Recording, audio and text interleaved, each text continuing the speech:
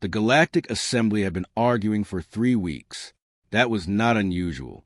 The Assembly had been arguing about something or other for the entire 230 years of its existence, and had gotten quite good at it. Argument was not a flaw in the system. In many ways, argument was the system. Dozens of species with different needs and different histories and different ideas about how the galaxy should be organized, all sitting in the same room and trying to reach decisions together. Of course, there was arguing. There had always been arguing, and there would always be arguing, and most of the time that was fine, because most of the time what was being argued about could afford to wait. This particular argument had a body count attached to it. That made it different, or it should have made it different. In practice, it had made very little difference to the speed or quality of the deliberations, which was its own kind of answer about what the Assembly had become after 230 years of being itself. The Veth Combine had appeared in the outer trade routes 8 months ago. Nobody knew exactly where they had come from. They were not a recognized species or a registered political entity or anything else that fit neatly into the Assembly's existing categories. They were a rogue fleet, large and well-armed and completely uninterested in the legal framework that governed how civilized species were supposed to behave in shared space. They moved through the outer routes, and they took what they wanted, and they destroyed what they did not want, and they did not ask permission from anyone. 8 months and the damage was significant. 17 cargo vessels destroyed. 2 colony transports hit, while carrying civilian passengers between settled worlds. The species who used those routes had submitted formal complaints to the Assembly in month 2. The Assembly had acknowledged the complaints, expressed collective concern, and begun the process of formulating a response. That process had now been running for 6 months. It had produced a great deal of documentation. It had not produced a response. The problem, as with most Assembly problems, was agreement. Every proposed solution required someone to contribute something, and every species had reasons why their particular contribution was complicated right now. The Drell Confederation had a border dispute that was tying up their available fleet assets. The Serati Union was in the middle of an internal political transition, and their new government had not yet established its foreign policy position. The Marin Collective had contributed significantly to the last joint operation 3 years ago and felt strongly that it was someone else's turn. And so it went around the room, species after species, reason after reason, each one individually understandable and collectively amounting to nothing getting done, while the Veth Combine kept moving through the outer routes and the body count kept climbing. Human delegate Walter Hicks had been sitting in the back row for all 3 weeks of the current deliberation cycle and for the 6 months of deliberations before that. He was easy to overlook. That was not an accident exactly, but it was not entirely deliberate either. It was simply who he was, gray-haired, somewhere in his early 60s, with the patient, unhurried face of a man who had learned long ago that most situations resolve themselves if you gave them enough time and attention without interfering too much. He dressed plainly. He spoke rarely in open session. He asked questions occasionally. Good questions, the kind that cut to something important without making a lot of noise about it. But he never grandstanded, and he never pushed, and he never made the kind of speeches that got remembered and quoted afterward. The other delegates had mostly stopped noticing him years ago. The human delegation sat in the back left section of the chamber, a modest group at a modest set of desks, and they attended everything and participated in the procedural votes and followed the rules with consistency that nobody could fault and nobody paid much attention to. Humanity had been part of the Assembly for 40 years. Long enough to be familiar. Not long enough, in the estimation of most other species, to be particularly significant. On the 22nd day of the current deliberation cycle, the Assembly called a vote on the proposed Joint Response Force for the 4th time. The proposal had been amended 3 times in an attempt to address the objections raised during the previous 3 failures. The amendments had introduced new complications that generated new objections. The vote was called anyway because the session chair had run out of patience, and called it anyway hoping that perhaps this time the numbers would be different. They were not different. The proposal failed for the 4th time by a wider margin than the 3rd. The chamber filled with a particular kind of noise that follows a failed vote on something important. Delegates talking to their aides. Side conversations starting up. The sound of an institution settling back into the comfortable business of not deciding anything. Walter Hicks put down his pen. He had been taking notes throughout the session in a small physical notebook, which was slightly unusual in a chamber where most delegates used digital devices. But nobody had ever asked him about it. He set the pen down on top of the notebook and pushed his chair back and stood up. This was unusual enough that the delegates nearest to him noticed immediately. A ripple of noticing spread outward from the human section as people registered the movement and looked toward its source. Within a few seconds, the chamber had gone quieter than it had been at any point in 3 weeks of deliberations. Walter Hicks looked at the room. He did not look nervous. He did not look angry. He did not look like a man who had been waiting for this moment and was now savoring it. He looked like a man who had sat and listened for as long as he reasonably could and had simply reached the end of that. "Fine," he said. His voice was calm and clear and carried easily in the quiet room. "We'll handle it." He sat back down and picked up his pen. Every alien delegate in the Galactic Assembly Chamber was looking at the back left section, where the human delegation sat. Some of them had expressions that were difficult to read. Some of them had expressions that were very easy to read. All of them were very still. Nobody spoke for a long time, not because they had nothing to say, but because 5 words from a quiet gray-haired man who never said anything had just landed in the room with a weight that nobody had expected and nobody quite knew what to do with yet. The session chair eventually called for a recess. People stood and moved and began talking again, but the talking was different now. Quieter, more careful. The kind of talking that happens when a room full of experienced people are all privately asking themselves the same question, and not yet ready to ask it out loud. The question was simple.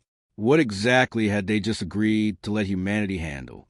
And the answer to that question, it was slowly becoming clear to anyone who thought about it carefully, was something that perhaps they should have looked into more thoroughly a long time ago. The recess lasted 45 minutes. During those 45 minutes, the assembly chamber emptied out in the usual way, delegates moving to the side rooms and corridors and private meeting spaces that surrounded the main hall, staff members hurrying to catch up with their principals, the general organized shuffle of a large institution taking a break between sessions. But something was different about this particular recess, and anyone paying attention could feel it. The conversations were quieter than normal. People were leaning in closer when they talked. Delegates who usually spent recesses working through their own agenda items were instead huddled with their senior advisors in corners, speaking in low voices with the focused intensity of people who have encountered an unexpected variable and are trying to assess it quickly.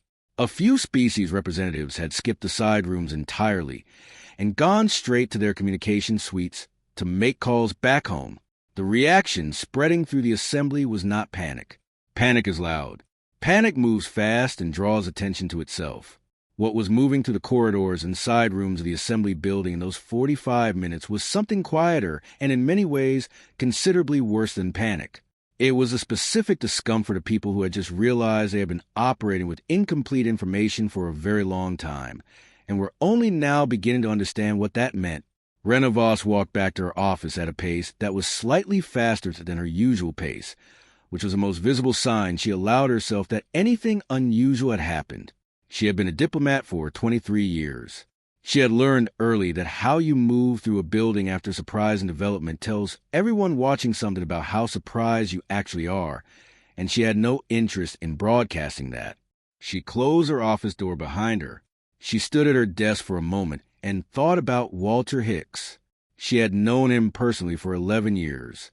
They had eaten meals together at assembly functions. They had chatted in corridors between sessions about nothing in particular. He had once spent 20 minutes talking to her about a book he was reading, some old Earth novel about a fishing trip. With the genuine enthusiasm of a man who had no agenda in the conversation beyond sharing something he found interesting, she had always found him pleasant, straightforward, unremarkable in the best sense of the word. She sat down at her desk and pulled up the classified file. Every assembly member species had intelligence assessments on every other species. This was not secret. Everyone knew everyone else was doing it, and everyone did it anyway because that was simply how the game worked. The human assessment file had been compiled by our government's intelligence division 3 years ago. It was thorough. Her people were good at their jobs. She had simply never read it because in 3 years nothing had ever happened that made reading it feel urgent. She opened it. The first section covered human history. She skimmed it, long and complicated, lots of internal conflicts over many centuries, the kind of turbulent history that was common among species in their early development. Nothing that immediately stood out. Then she reached the military assessment section. She started reading and did not stop. The file was detailed in ways she had not expected. Fleet numbers and ship classifications and weapons capabilities and strategic doctrine, manufacturing capacity and resource allocation, and the industrial infrastructure behind the visible military, training programs and deployment history, and the accumulated operational experience of a species that had been fighting wars of one kind or another for most of its recorded history. She read for a long time. When she finished, she sat back in her chair and looked at the wall of her office for a while.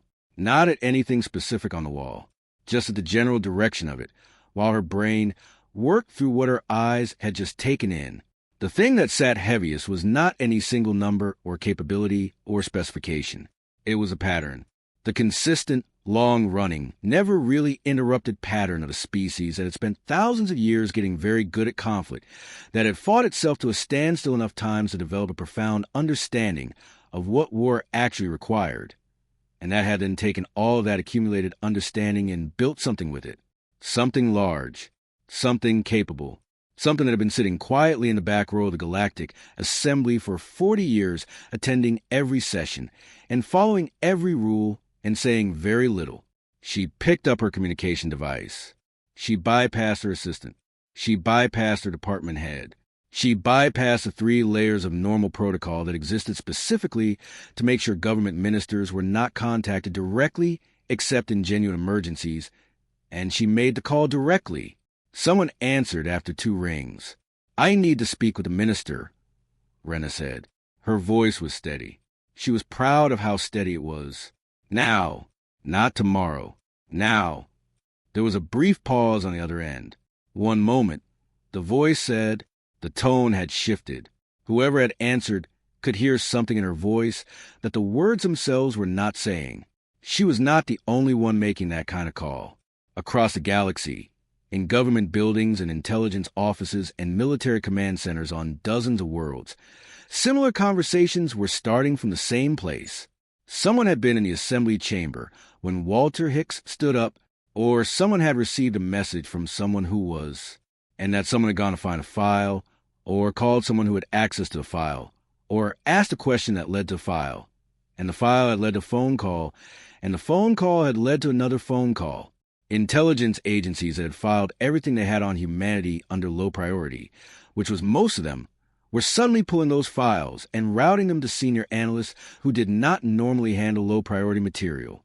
Analysts who had spent their careers focused on species that advertised their capabilities loudly and obviously were being handed folders about a species that had never advertised anything and told to start reading immediately.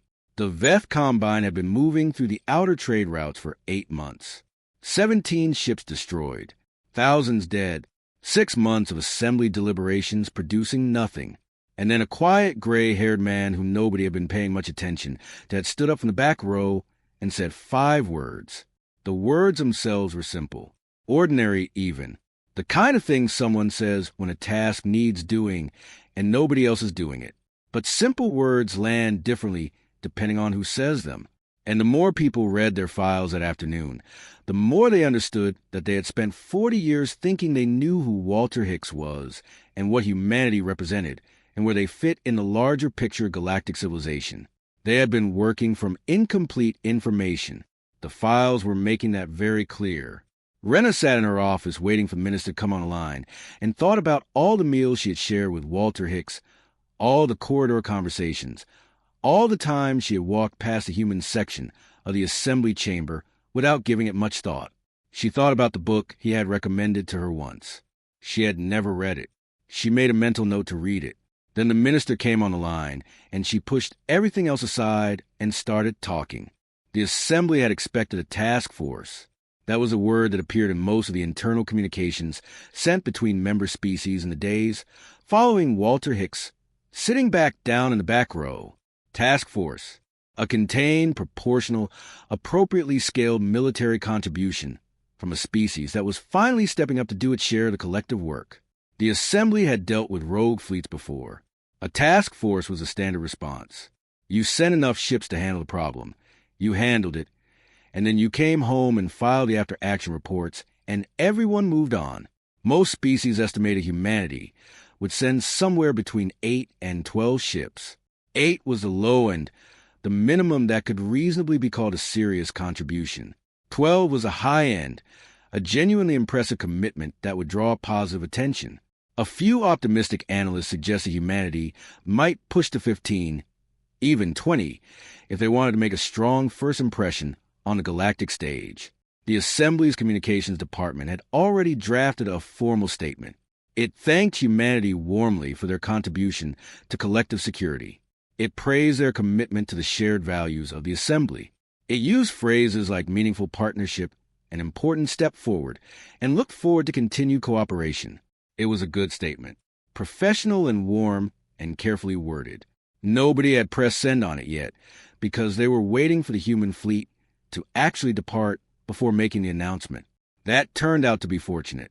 Commander Drawl had been running the Veth Combined for 6 years. He had not started with ambitions of running anything. He had started as a fleet officer with a grievance, and a small group of like-minded individuals who shared that grievance and access to 3 ships that technically belonged to someone else.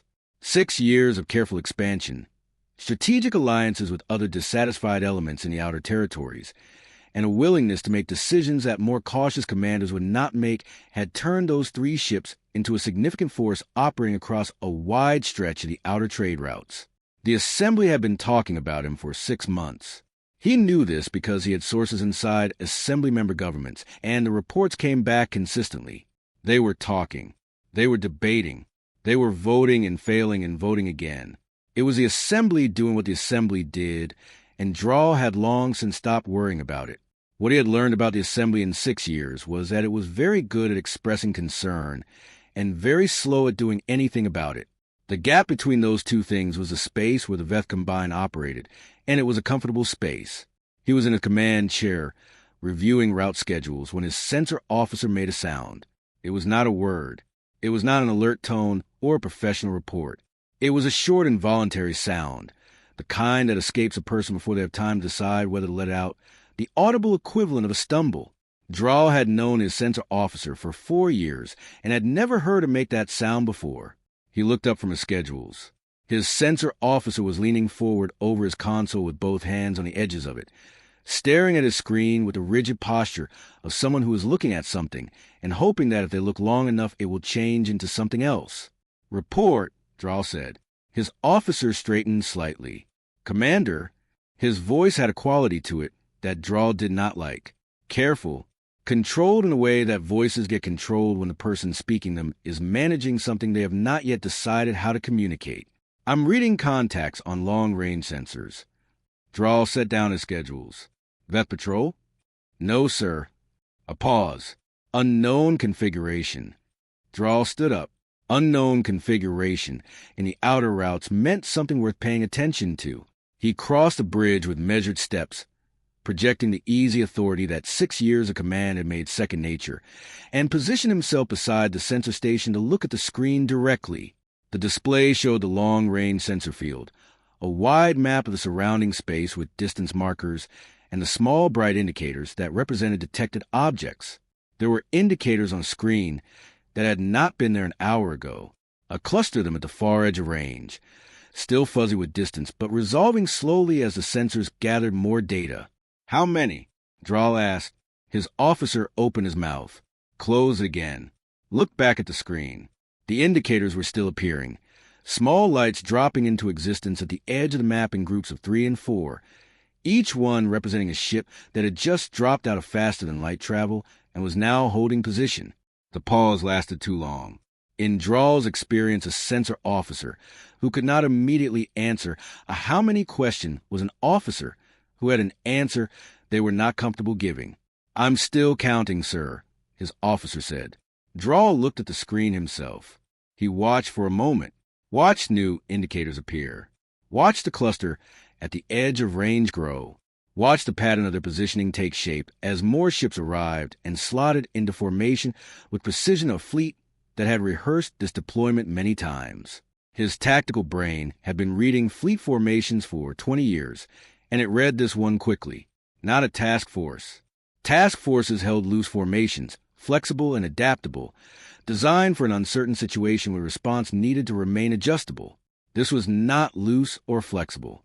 The ships arriving at the edge of his sensor range were forming up in tight, overlapping, interlocking positions with a kind of geometric precision that had one meaning and one meaning only: complete engagement formation. The kind used when a commander has looked at the objective and decided they want nothing left standing when it is over. The kind that is not about sending a message or applying pressure or demonstrating resolve. The kind that is purely and simply about finishing something. Drawl felt something move through him that he did not immediately name, because naming it would have required admitting it was there. "Give me a total count," he said. His voice came out level. He was proud of that. His officer ran the count. It took longer than count requests usually took because the number kept changing as new ships continued to arrive. Finally, the computer locked the figure, and his officer looked up from the screen. His face said everything that needed to be said before his words said anything. It was the face of a man who has just understood something important and is not happy about it. 140 ships, sir." He paused. His eyes went back to the screen briefly, and then back to Drawl. "And they're still coming." Drawl looked at the display. 140 ships, and still coming. Deployed in a complete engagement formation. Dropping out of faster-than-light travel in coordinated groups with the smooth efficiency of a fleet that had done this before, that had trained for exactly this, that had looked at the Veth Combine's numbers and capabilities, and decided that 140 ships was the appropriate response. Not 8 ships, not 12, not the careful proportional task force that everyone had been expecting from a species finally making its first real contribution to galactic security. 140, and growing. Drawl stood at the sensor station for a long moment and looked at the screen and thought about 6 years of operating in the space between the Assembly's concern and the Assembly's action, in the comfortable gap between words and consequences. He thought about Walter Hicks sitting in the back row of the Assembly chamber. He thought about 5 quiet words. He thought about how he had heard about those words a week ago and filed them in the same mental folder where he kept everything the Assembly said and had not thought about them again since. He was thinking about them now. "Battle stations," he said. His voice was still level, but his hands at his sides where nobody could see them clearly were not entirely still. Nora Baines had been a journalist for 16 years. She had covered 3 regional conflicts, 2 border crises, and 1 full-scale war between Assembly member species that had lasted 4 years and taken her 8 different systems before it was resolved. She had filed reports from the decks of military vessels while things were happening around her that she would rather not have been present for. She had interviewed admirals and refugees and politicians and ordinary crew members trying to explain things that did not have easy explanations. She was not someone who was easily overwhelmed by events. That was the job. You went where the story was. You watched what happened, you found the words for it, and you filed on time. 16 years had made that process reliable enough that it felt almost automatic. She had traveled 6 days to reach the outer sector, and she had packed for 3 weeks. 3 weeks was a conservative estimate, honestly. Her editor had suggested 4, but Nora had pushed back on that because she had done her research, and even accounting for human efficiency, the Veth Combine was a well-organized and well-armed rogue fleet that had been operating in the outer routes for 8 months without serious opposition. They knew the territory. They had established positions. They had supply lines and communication networks, and whatever passed for institutional knowledge in a rogue military organization. Breaking that down would take time. That was just how these things worked. She had 12 parts outlined for her series. Part 1 was going to cover the deployment and the human fleet's arrival in the sector. Parts 2 through 5 would cover the opening engagements and the tactical situation as it developed.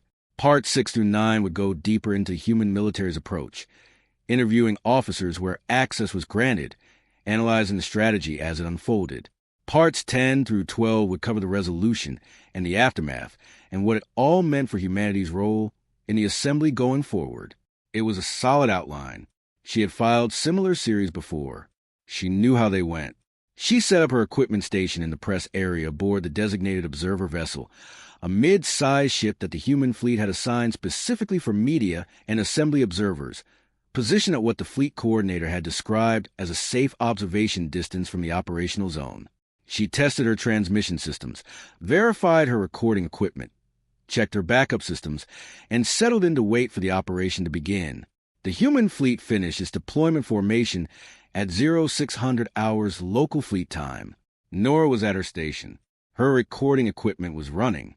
She had her notes open and a fresh document ready for her first dispatch, which she planned to file within the hour with an overview of the scene, the scale of the fleet, the mood among the observers, the general atmosphere of a major military operation about to begin. At 0601, the human fleet began its advance. She started taking notes.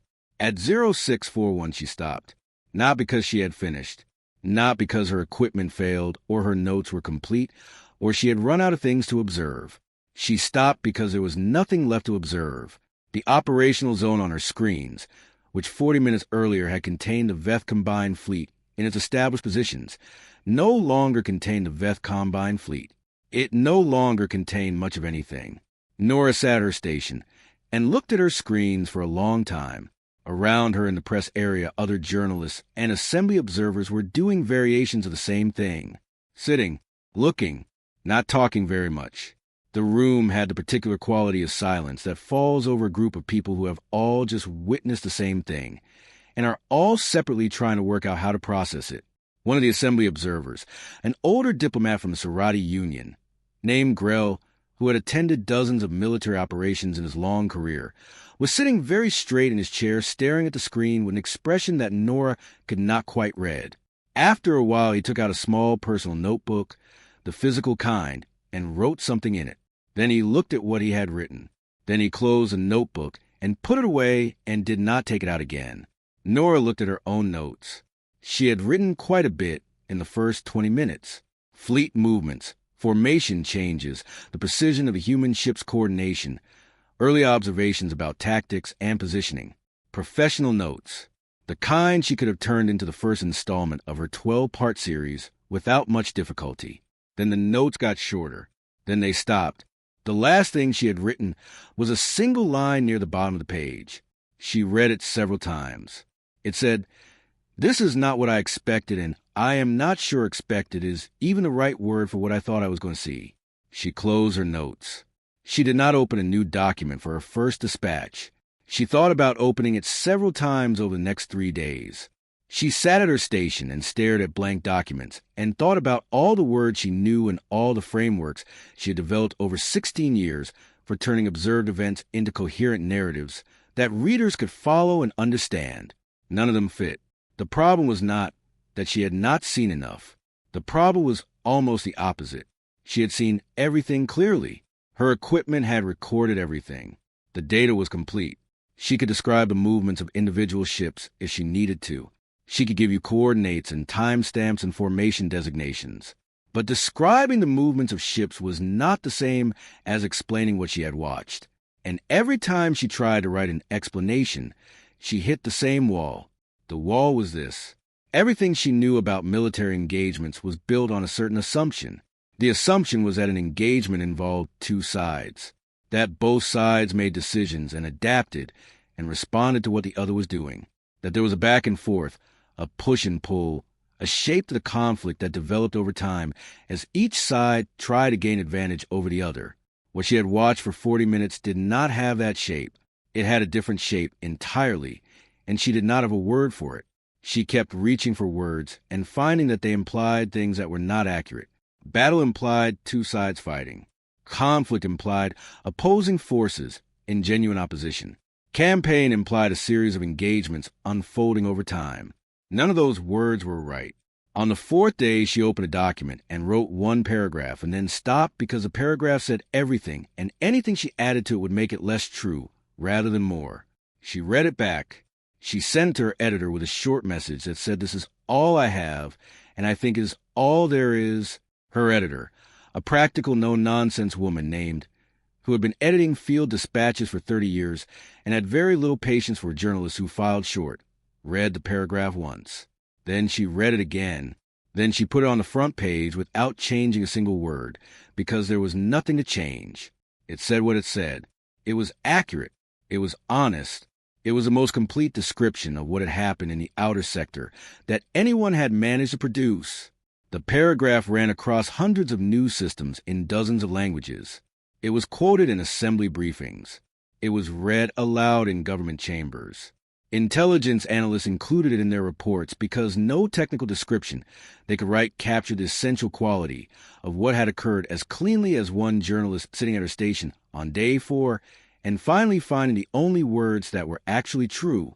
The human fleet did not engage the Veth Combine. Engagement implies two parties exchanging something. What happened in the outer sector on that day was not an exchange. It was a conclusion. The Veth Combine was a problem. The humans arrived. 40 minutes later, the problem was over. I watched it happen, and I am still not entirely sure I understand what I watched. Nora filed nothing else from the outer sector. She packed her 3 weeks of supplies back into her bags, most of them untouched, and arranged passage home on the first available transport. On the way out, she passed the press coordinator, a young human officer named Jeff, who had been assigned to manage the media observers and had spent most of the last 4 days quietly making sure everyone had what they needed without drawing attention to himself. "Heading back?" he asked pleasantly. "Yes," Nora said. "Get what you needed?" She thought about 12 parts. She thought about the blank documents and the 3 days of silence and the one paragraph. "I got what was there," she said. Jeff nodded like that made complete sense. She had a feeling he understood exactly what she meant. Walter Hicks took the same route to the assembly chamber that he always took, through the east entrance, down the long corridor with the high windows that looked out over the assembly gardens, left at the junction where the Sorority delegation always had someone standing with a communication device pressed to their ear, past the small coffee station near the side entrance to the main hall, where the steward named Poe had been working for as long as Walter had been coming to this building. Poe handed him a coffee without being asked, the way he always did. Walter nodded his thanks, the way he always did. He walked into the main chamber and made his way to the back left section, where the human delegation sat, and settled into his chair, and set his notebook on the desk, and uncapped his pen, and looked at the room while it filled around him. 6 days had passed since he had stood up. 7 days had passed since the operation in the outer sector had concluded in 40 minutes. He looked the same as he always looked. Same gray hair, same patient expression, same plain jacket, same notebook. If you had not been in the chamber 6 days ago and had simply walked in now and looked at the back left section, you would have seen nothing remarkable. A quiet delegation at modest desks, a gray-haired man drinking coffee and waiting for the session to start. Nothing to draw the eye or hold the attention. But the room knew something now that it had not known 6 days ago.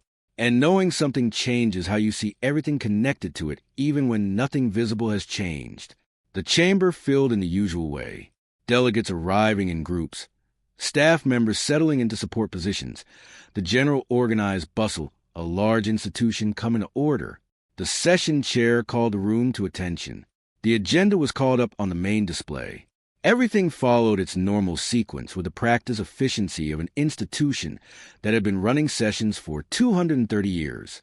But if you watched carefully, and Walter Hicks was always watching carefully, you could see the difference. Delegates who had spent years walking past the human section on their way to their own seats without breaking stride were finding small reasons to slow down in that vicinity. Not stopping exactly, not approaching, just moving at a slightly different pace through that particular part of the room. The way people slow down when they are passing something they're trying to look at without appearing to look at it. A Drell Confederation delegate who had sat 3 rows ahead of the human section for 9 years and had never once turned around during a session, turned around twice in the first 20 minutes. Both times he found something to look at on his desk. Very quickly, when Walter glanced in his direction, the mayor and collective representative, a senior diplomat named Osva, who had always been polite to the human delegation in the way that experienced politicians are polite to everyone as a matter of professional habit, stopped at the edge of the human section before taking her own seat. She looked at Walter for a moment. He looked back. She gave him a small nod, careful and considered, the kind of nod that is not casual but is also not ready to be anything more than a nod yet. Walter returned it with the same weight. She moved on to her seat. Conversations that happened near the human section had a different quality now. Not hushed exactly, not obviously different to anyone who was not paying attention, but the flow of them had changed in a small but consistent way. When people talked near the human delegation, the talk did not flow as easily and automatically past the human seats as it used to. There was a small pause, a brief awareness, a recalibration that happened quickly and quietly, and then the conversation continued, but it had adjusted itself, and the adjustment was real. Walter drank his coffee and took notes on the opening agenda items and said nothing.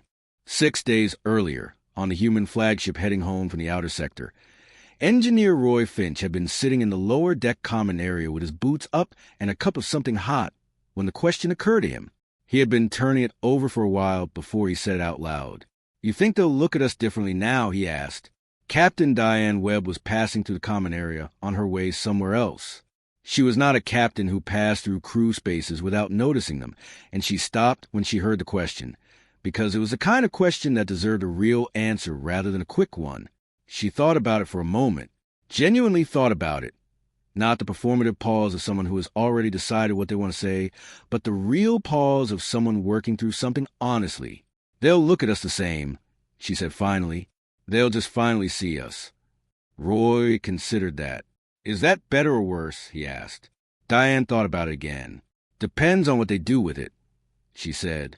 Then she continued on her way. Roy sat with it for a while after she left. He thought about 40 years of humanity, sitting in the back row of the Galactic Assembly, attending every session, following every rule, paying every dues assessment on time, participating in every procedural vote, never causing trouble, never drawing attention, never volunteering for anything until a gray-haired delegate stood up and said 5 words that apparently nobody in that room had been prepared for. He thought about all the things that had been sitting behind those 40 quiet years that the rest of the galaxy had not thought to look for. He finished his coffee. "Fair enough," he said to nobody in particular. Back in the assembly chamber, the session moved through its agenda with the normal rhythm of assembly sessions.